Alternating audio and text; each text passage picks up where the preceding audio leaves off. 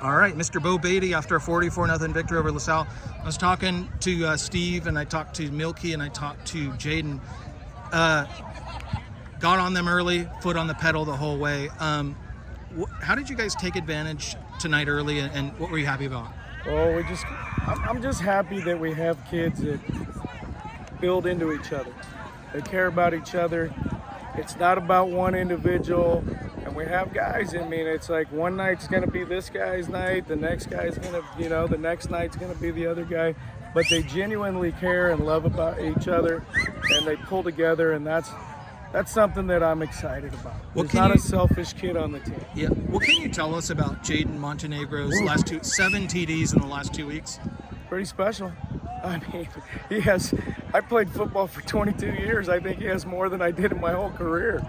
Not 22 years, but I played since I was 8. Guy has more in 3 weeks than I did in my career. Guy's a special kid. Why do you think he's having that success? He almost gave all the credit to the offensive line, which is a cool thing. Dude, it's a combination of things, man. Is it his speed? Is it his ability to read the blocks? I think his vision is pretty special, and the guy's a talented kid. Yeah. And he's got a Arizona Christian offer, but man, I think people need to really take a good look at that kid because he's different. So I'm excited. He's a game changer. He's a game changer. He's a good kid. He's one of them guys that shows up in the weight room every time, on early, stays late. He's all in kid, and that's what I think we got a lot of those. So I saw you guys week 0. 2 weeks later, here we are. In those 2 weeks, how has Milky's progression running the offense improved, in your opinion? I think there was a lot of pressure on that kid coming in. I mean, everybody's talking about him. I think he's done great. He's managed the pressure, and he's really come in and fit into the culture. And it's not about him. And I think that's the first interview he's done, and it's pretty exciting about it. He's a good kid. Seems like a bright kid too. His hobbies, football. His obsession, football. Okay. What he likes to do, work out.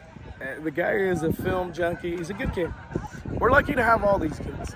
And we just want to represent our community. Okay. What do you guys need to do to beat San Dimas next week?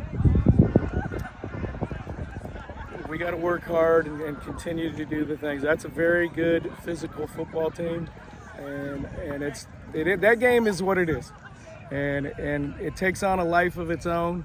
I love the atmosphere for our kids. I just think we got to do what we do, and that's not get caught up in a rivalry and stay focused on each other. Is there anything in particular they do well that you feel like we're going to have to address? Well, yeah, they're physical. Okay. They get after. Every one of their kids places their eyeballs out. Steve said, in the past they've had so much success offensively that he doesn't think their defense oftentimes gets the credit they deserve. Oh, there's no doubt. Those kids, like I said, they play their eyeballs out. They're well coached. I mean, their coach gets them. They're in the weight room. They're just tough kids. So it's going to be an exciting game. Well, that game usually doesn't let people down. It's usually It always is. Yeah. And it's a big game for the community, both ours and San Dimas. There's big turnout, and at the end of the day, he came. And it's a Saturday night. He died and he rose again. And this game is to help kids become better men and teach them the blueprint for life. And we're going to play a football game, and there's going to be a winner and a loser, and we'll be all in to try to make it a win. Okay.